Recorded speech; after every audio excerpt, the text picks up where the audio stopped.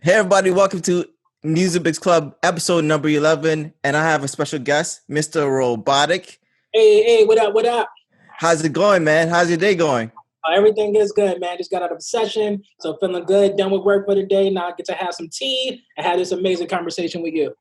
I'm excited for it. So let's get right into it. Tell everybody who you are and how you got into music. So my name is real name is Marcus Harris. Everybody calls me Mr. Robotic. I got into music in high school. Actually, I went to Luther South High School in Chicago, and I think I was like 15, 16 when I started getting into it. And so how we used to do it, we all used to be at the little lunch table. People banging on tables and stuff like that. We used to freestyle and stuff. So here I come, always doing the goofy freestyle or whatever, making everybody laugh. And it used to be me and this other Chicago legend by the name of Ad too. Like, he's the reason I even rap. He was signing Ninth Wonder and a bunch of other things.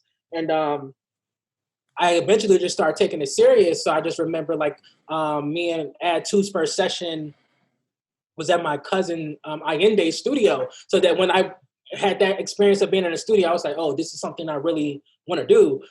So we used to see who could write the most. We used to have these big trapper keepers just full of lyrics every day. Just see what did you write today? What did you write? Long story short, we end up getting invited to a studio session. We met this A&R guy there. And he used to run something called Chicago Writing Sessions. So that was like my first introduction into like the music industry per se, with the Chicago industry. So it'll be a lot of people that you'll hear on Chicago radio. And they'll be in these sessions or whatever, and I'll see them perform and all of these things. And I was like, wow, that's what I want to do. So long story short, fast forward, I go to Richards. I become a battle rapper. I went to Richards High School in Chicago. That's where Dwayne Wade went and all these other people. They went prior to me, obviously. And then I didn't think I was going to go to college. And because my GPA was trash, like it sucked. And when I was going to church, they used to take us on these college tours, and they'll take us to the down south schools. And it's just like you needed a 3.5 GPA, and all. I was just like, okay, I ain't going to freaking college, because it sucked. So long story short, I'm thinking like I was just doing stupid stuff out there because I'm thinking like life is over at that point. And then my mom's like, why don't you go to Columbia College? Like, you don't need a GPA. They have a bridge program if you have a low GPA, which is basically you go to school for the summer. You pass that and you get in. So I was like, oh, okay, cool, let's do it. So I end up going there. I become like the big battle rapper at Columbia College. And then I just started figuring stuff out. Like this is how old I am now, but back when MySpace was like MySpace and Facebook was just getting started in 2005. So we didn't even know if it's back when only colleges could get on Facebook and things like that. So MySpace was going on. I was like the big battle rapper at the school. And then I would just promote on MySpace all day, literally. And then what me and you were talking about earlier, that's when like Shut It Down came out. And the crazy thing is we had another record called Too Many Friends. And that the producer of that is the producer that's doing all the stuff for Tyga and all over the radio. He did Taste, the Kodak Black, with Travis Scott, what's it called, ZZ or something. Like he's doing all those records, and it's crazy because that's the guy that produced my song back in college. So that's how long, I just realized how long I've really been kind of just doing this. So yeah, that's kind of a little break down how I got into all of this. So what is the journey like? Because, a lot of musicians that I come across, sometimes they think they can get success in 1 or 2 or 3 years or in a short time. And, some may get that success in that amount of time, but for most of us, it's a decade plus. Yeah, So what advice would you give to, the the new artists out there who they want to make it, they're full of ambition, but what key piece of information would you give them in terms of you have to look at this more as a business if you want, because what happens is, if you notice, a lot of people's trajectory is, okay, you want to be an artist or you're a singer, so let's go spend this money in a studio just to go put it out for free, like on SoundCloud or like that's just in itself doesn't even make sense as a business. There's no other business where you could tell someone I'm going to spend X amount of dollars recording, mixing, mastering, and then we're just going to upload it to Spotify where it's 0.004 cent. And that's if people stream your stuff. That's every stream, or we're going to put it on SoundCloud for free in hopes that somebody else will hear it. So what happens is, I think that's what's wrong, because the people that you're hitting up, the A&Rs, the labels or whatever, they're getting so many people hitting them up that becomes the lottery. at that point. So you want to kind of take it into your own hands, like, okay, the reason you want to be signed to a label is to make money off your music. So how about you negate that for a second and just take that piece out and say, hey, how do I make money with my music? And I think as people go on these journeys, that's what they kind of figure out. Because a lot of times, like even artists that have made it, they'll be mad at a label talking about I should be able to get my masters back and all of that. But in the reality of the situation is, it's not the master you want back, because the label is the one that made the master valuable. You're saying, hey, you put up all this money to make me successful. Now that I have money, I would like to buy what you bought in the first place. Right. And you can just circumvent all that just by saying, you know what, let me go work a job or two for a year and save up all that money, especially if you know you're good at music. Like, if you really believe in yourself, take a year to work, figure out how much PR costs, marketing costs, a nice music video costs, because you only need technically one song. In this climate, you need one song to get on. So let's just say you need $15,000. There's jobs out here you can make $1,500 a month. You know what I'm saying? $2,500 a month, and just save it for the year. And now you have everything you need for that one song you feel will work. And now you're making the copyright valuable. And from there, that's how you get the deal that you want. So that's in my honest opinion, that's the journey right now, especially in a world of Spotify and people buying catalogs and buying music. They're buying valuable copyright. So anybody can make songs. Not anybody can make it valuable. So you said something very, very interesting. Mhm. You focused on making your music valuable and making a Right. business out of it. Exactly. What have you, or what ways have you done that? I know sync, you focus mostly Yeah. on sync for in most of your career, Yeah. but can you elaborate and expand on that a little bit more? Yeah. So initially, everybody knew me as Bullet first. I was a battle rapper. Then I ended up switching my name to Mr. Robotic. So as Mr. Robotic, that put me in the dance music scene. And I was already having more pop dance songs already, but it just made me very popular in that world. So I had a number one record called Watch the Club Go with this amazing producer, DJ Bam Bam, that got me performing at B96 and all of these things. But also at the same time, I was getting on blogs. I was on Non Right, Two Dope Boys. Rat Radar was supposed to document me. That was one of the top 3 reasons I moved to LA, because I wanted to show me going from Chicago to LA that everything I had lined up and it's supposed to be documented by Rat Radar. They never documented me, but B Dot, he still wrote a nice tweet about me, and I was cool with that. So long story short, because they didn't document me, I got pissed off about it. And this amazing journalist by the name of William Ketchum, that was my homie at the time, and he was just saying, bro, don't focus on the blogs no more, focus on TV and film. And I was like, yeah, that makes sense. So my whole thesis was, back then people weren't really getting write-ups or like articles or doing interviews if their song got placed in TV and film. So when you hear that song in TV, film, or commercial, you might like the song, but you don't know who that is. That's why MTV kind of became a little successful when it came to artists, because they'll put the name of the artist and the name of the song at the bottom of the screen. So that's what I would take advantage of. I was like, wait a minute, maybe I could place my song, get rid of my the blog execution of trying to get placed on the blog, focus on TV and film, where A, they'll put my name on the screen, B, I get paid up front for it. People are going to discover me from this placement, that they see my name on the thing, and now I build new fans, I get paid, and then I also get royalties. So that was kind of my business model when it came to syncs. But sometimes most people try to focus on syncs just to get the check, a little $5,000 here, 1,000 here, 10,000 here, but then they go spend it on stupid stuff or whatever. And it's cool, but that's short-term money in my honest opinion. So with music licensing and syncs, it was mainly like, there's not too many businesses where it cost me, let's say $500 to do a record, but I got the opportunity for somebody to pay me $10,000 for this song that I did for 500. And then you compare that to, back then was iTunes, it cost 99 cents to get a single. So it would take, almost 11,000 people to get that same $10,000 compared to me selling this one song, for licensing it for a TV show or film. So how has the climate changed within the sync world from your perspective? It's tricky for different people. I think the goal for me was always just trying to make it more consistent. Like, I never want to be a person that gets 10 placements a year or something like that. It was like, for me, when I first, got my first check, like I think it was like $1,000 or something like that for the first check. I got, and I was in 2009, 2010. So I was like, oh, wow.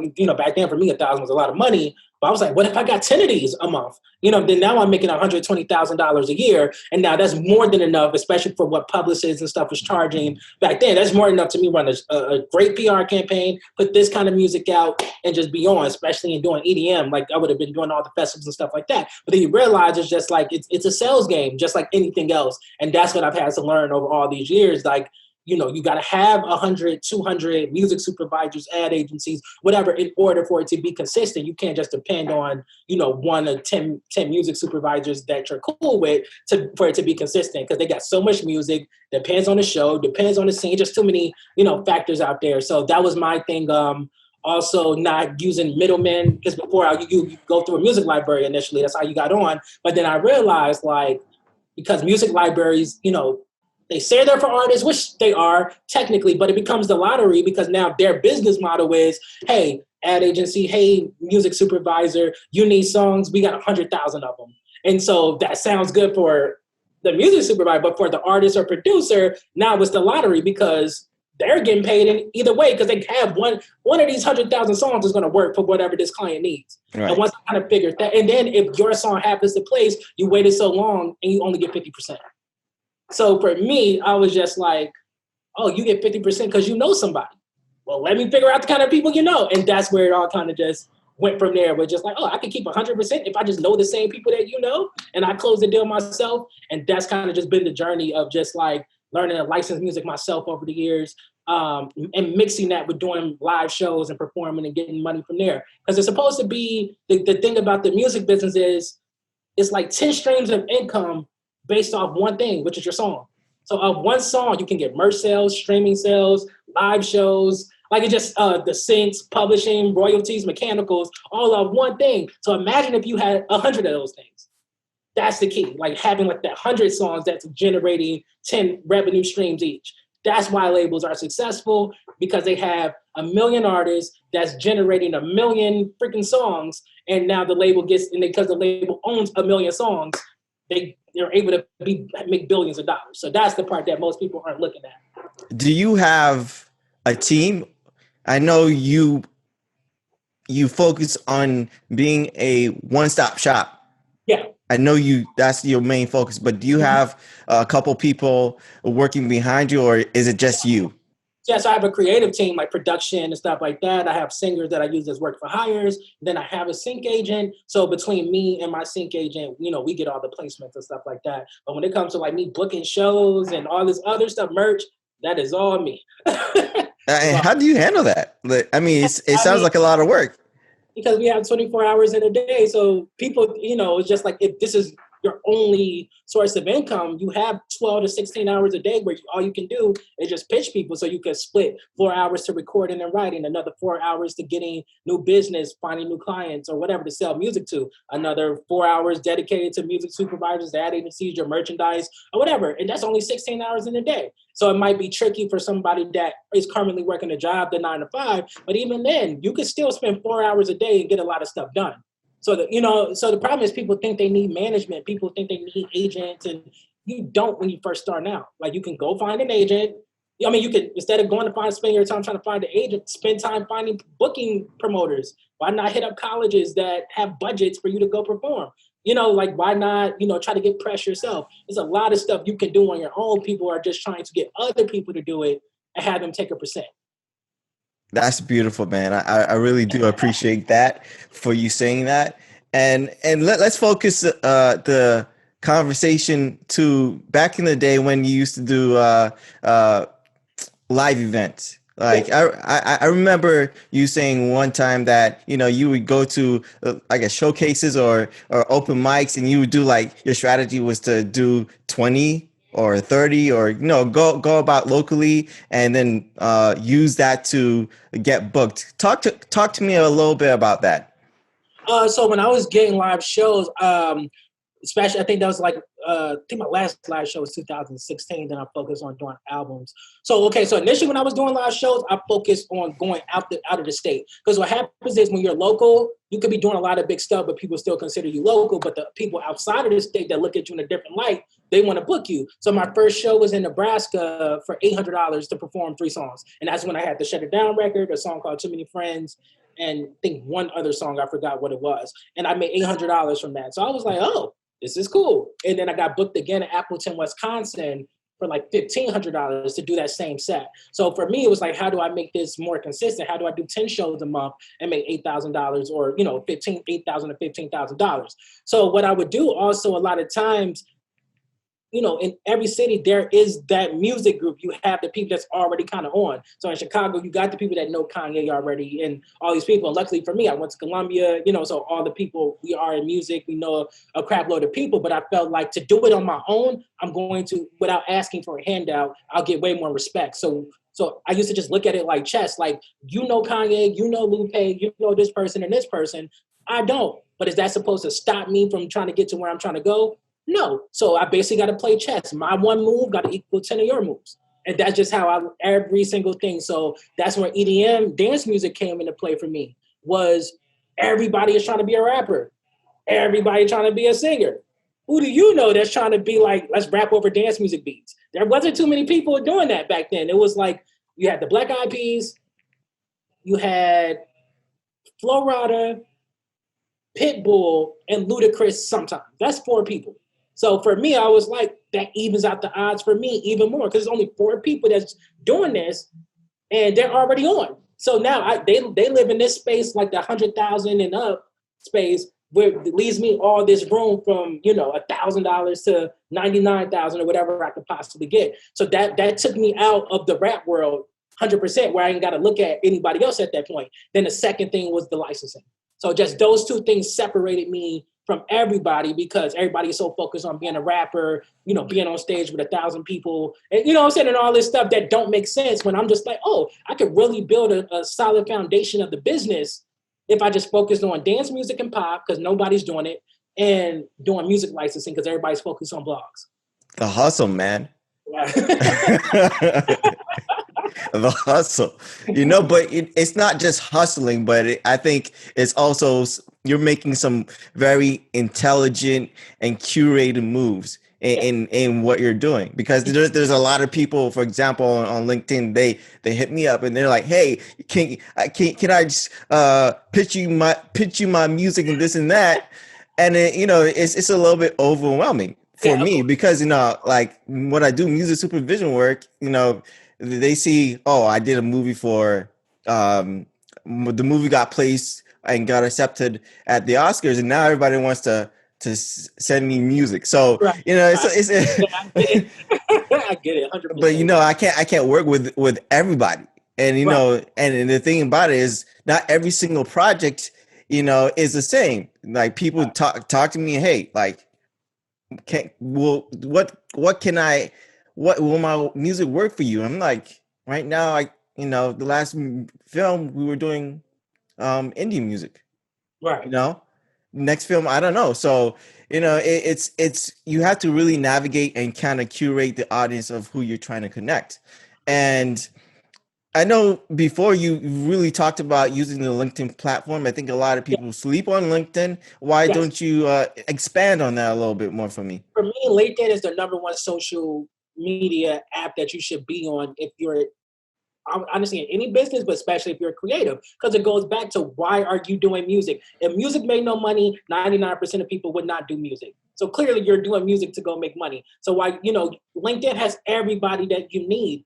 These are all people that work at the places that you're trying to reach. So that goes back to what I was saying earlier about, like, you really don't need a manager right now. You know why you don't need a manager? Because your manager is literally going to do the LinkedIn play and try to get contacts. So they're trying to get contacts. They get the contact, and then they get you a gig and they get 20%. When you could have just did the same thing that they did and keep the 20%. Right. But what I noticed is most people are pretty lazy, because I'll tell people what to do. Like, I don't care. Like, I'll give people information like, yo, do this, and do this. And you realize people don't want to do that. They just want to go sing. They just want to go rap. And they don't want to do that other 90%. But these are the same people that complain when they get a fair record deal for where they are at that point. Then they become successful. Then they be like, oh, the label was stealing. No, nobody is stealing from you, my friend. Like, they took you from here to here instead of you taking yourself from here to here, and then they take you from here to here. That is Right. just that is business in general. If you watch Shark Tank, the people that don't have any sales get the worst deals. Right. Of The people course. that have sales get the best deals. Like it's just for me, it just becomes common sense at some point. And you know, the difference is in any other business or world, in the investor world, nobody can go take a deal, let Mark Cuban say, hey, you don't have any sales, but I'm gonna give you $500,000 for 75%.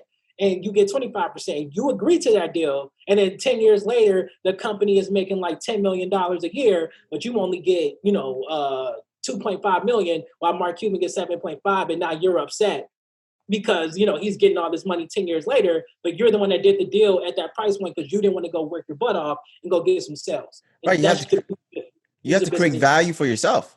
You have to create That's it. value. You have to create your value for the brand, you know? Exactly. And like I was telling this guy the other day, he was like, "Oh, what can I do? What can I do? Song is good, but I was telling him like you have to put yourself out. You have to develop content. You have to have a business structure. You have to have marketing. It's not easy. It's not easy, but you Hey, have to do it.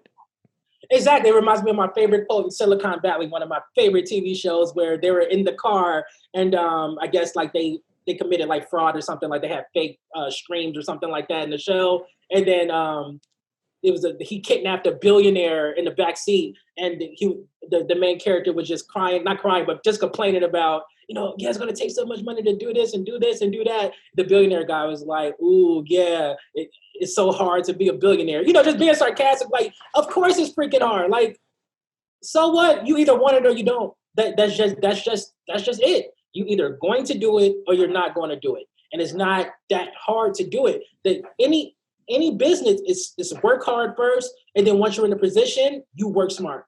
That is it. So you work hard to get the business, you work hard to create the revenue streams, and from there it's scaling. You're working smart. Okay, now I close $20,000. So now I know my songs are worth $20,000. Let me go find 20 people I could probably sell 10 songs to at $20,000 each.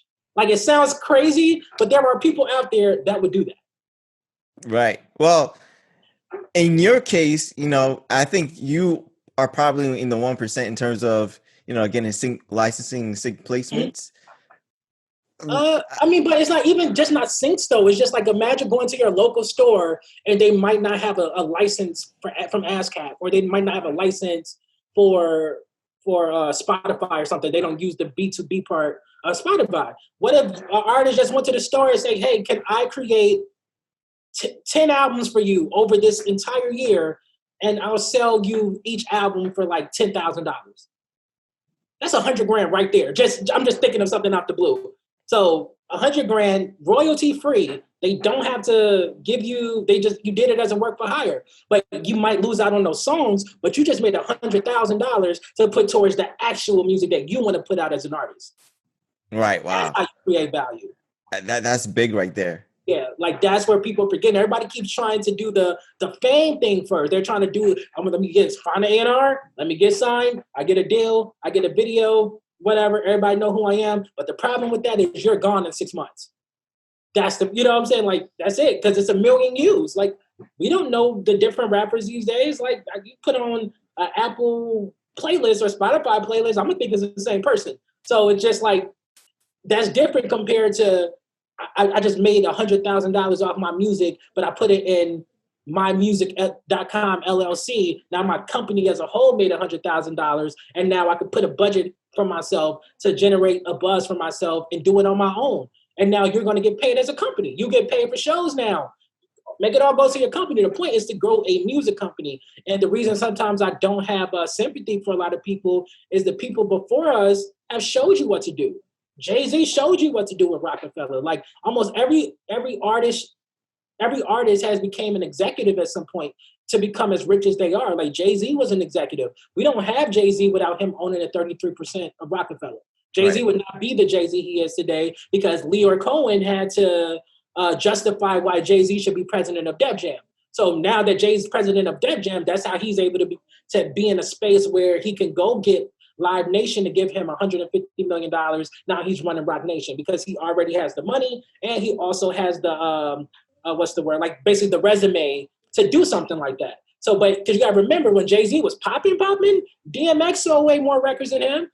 Ja Rule sold more records than him. You know, all these people sold more records. The difference is they didn't have equity in the music company they were selling records for. They were just the artists. So you can't justify, hey, you should go run this company. You should go doing that. And once I saw that, I was like, that's what I'm supposed to be doing. Look at Ludacris. He did the same with Disturbing the Peace. And that's what I'm saying. This is anything I'm doing. I've seen people do it. Like I'm watching Jay, I'm watching Ludacris, Jermaine Dupri, So Def. Like it's like having, instead of releasing music just to release it, you're releasing it under a company, which is your company, and you're making the company valuable. And that's how you get whatever deal that you want. So diversification really matters. Yes. Diversifying your music brand or even jumping into other ventures to make yourself more valuable and more equitable financially so you can move forward and do the music thing, but also other things. Exactly. It's like everybody complains about 360 deals. It's like, why not give yourself a 360 deal? Why not build up the merchandise part of your business and, you know, work on that? Why not build up the streaming catalog so you're generating so much from streaming? Why not build up your live shows? Like there's 24 hours in a day. You could literally spend 4 hours on each of those things and just watch what happens in a year.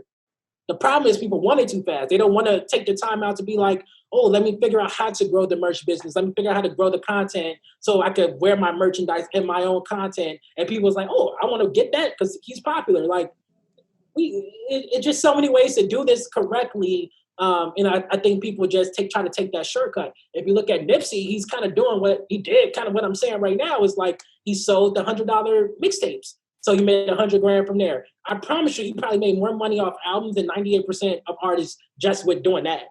Because most of these artists aren't making money, you know, with the albums and stuff like that. So he did that. Then he did $1,000 mixtape. Like, and then he had the store. Like he already had his financial foundation straight. So he could get whatever deal he wanted because he's not thirsty for a record deal. Man, I really respect the hustle. I love the knowledge, man. I love the information you're giving off, but you know, I think a lot of artists could use that, you know, because there's so many different tools where you can make money. You know, I mean, people are getting deals or like for example, Lily Singh. She was working on her YouTube channel for a couple of years, and now she's on primetime TV. See? This is the world we're living in. This is it. That's what I'm saying. It's like no excuse. So that's why sometimes when people come complaining, sometimes I'm like, do you understand like where we at right now? Like this is a great time. If people go watch Leor Cohen's interview on The Breakfast Club, everything I'm saying is like he's kind of hinted at it. He was like, you know, it's a weird word, impresarios. It's just funny when he says it. But he was just like, this is the time for music impresarios. And what he means by that, he's talking about the QCs and the people of quality control. He's talking about TDE, he's talking about Top Dog and these people that own the labels. Because what happens is we're in the catalog game. And I've been preaching this for 8 years, that copyrights is where the magic is. That's where the money is. Publishing is cool, it's long term, but the value is in copyrights. And you see now that there are companies right now just buying up people's catalogs and copyrights. And that's because of streaming. Because before, remember, with albums, you pay that one time, you ain't got to pay nothing again. Compared to streaming, you know, the streaming rate is low, but if you got a hit, I mean, that song is going to last 20, 30, 40 years. Right. Like, they still play in the club, you know, 20 years later. So whoever owns that copyright, they're generating money. So that's why when people, I get kind of, I don't know the right word, not upset, but just kind of irritated when people be like, oh, Universal Music Group made $3 billion, but the artists are making 3 cents. And it's like, do you understand why they're making $3 billion? Right. You know what I'm saying? Like you have, as an artist, maybe 1 or 2 albums. They have 1,000 albums generating money every freaking day. You know, 10 million, let's say 10 million streams is, I think it's $43,000. So if you got one song generating 10 million streams a week, that's almost 40, 80, that's like 150,000, you know, a month or something like that. Imagine if you have 100 songs doing 10 million a week. And that's the game. So when Leor said that, it just kept reaffirming my point of, you're not just Mr. Robotic, you are music and robots. And that thing just kept hitting me over the years. I remember even my friend at Music Dealers, he was like, Marcus, to be honest with you, you're not doing nothing wrong. You know, you just got to be patient, but also for what you're trying to do, you can't just do it on your own. It can't just be Mr. Robotic. It has to be it has to be a company. So that's when I started like putting pieces in place. So it makes sense for me to like have like a huge company one day, or a medium sized company, like it's just me, 5 producers, 3 singers, or something like that, because that is more valuable if I make all of those copyrights valuable, their merchandise and all that, but it's all under one umbrella. It's all under music and robots. It's not separated. And that's how you scale a company. And I think if more artists thought like that, they'll get whatever kind of money that they want at that point. Well, I mean, like again, I mean, these are jewels right here, man, and we could go on all night. So, I mean, I think that I need to have another interview with you, Oh and yeah, definitely I have to have another interview with you. But just to end it all, like, any other advice you would give to artists out there that we um, haven't covered? um, be a businessman first. You already know how to create. Like you already make songs and you feel like your songs are good. You already know how to do that. You need to go figure out the other 90%. That's what's going to change your life. 10% music, 90% business. That's the game. If nobody else would tell you that, I would tell you that. Like, I've been doing this for so long. And if I didn't know, you got to think about it. Like, think about all the artists whose shows have stopped and they're not making any money from music because of the pandemic. But if they did that 90% business of what I was talking about, the LinkedIn stuff, and they had 100 people that they already built a relationship with over the last 10 years, you know, sync money was still going. Remember, this is probably the most we had more Netflix shows, Hulu shows, HBO Max, like all these streaming services are investing in new content. All this new content needs music. Well, So imagine if the last 5 to 10 years you were doing the LinkedIn thing and you got all these contacts, you built a relationship with them. You don't care if you got to go do a show or not, like because you got the placements now. So that's what you kind of want to do is put yourself in a position of, if this stops over here, I still got money coming in over here, and it's still all based off music. I guess it's a numbers game in some way. That's it. Because not everybody's gonna have the same have an opportunity for you right there and then. They might have an Exactly. opportunity in a year and a half, but Exactly. there's someone who's looking for your music right now. Yeah. So I guess, and everybody's on LinkedIn. And that's the thing. So if you stop treating it like music business and treat this like a sales job, treat it like a finance banker or something, like go do what they do. But you're not selling stocks, you're selling music. You got to put yourself in that mindset to win because you'll be able to find books. You're not going to really find books on how do I sell music because it's not a one size fits all kind of a thing. But like you said, if this is a numbers game, there's a book called The Game of Numbers, which basically tells you the more people you hit up, you're going to get a deal. You hit up 1,000 people, you're going to get at least 10 deals. And the beauty of it is, if you're selling something for $100,000, all you need is 10 people to say yes. You can have 990 no's. But if you got the 10 people to say yes, you just made $1 million quicker than most people would just work in corporate. But the thing is, people don't want to put the work in. They don't want to hit the 1,000 people up. They don't want to get the 990 no's because they're going to feel like it's a waste of time. But you got to focus on those 10 guesses you get that's going to make you a millionaire. Right. I totally agree. That's the game. Well, thanks a lot, man. I mean, I really enjoyed this interview, man. And we're gonna do it again, man. Yes, sir. Let me know when. Definitely.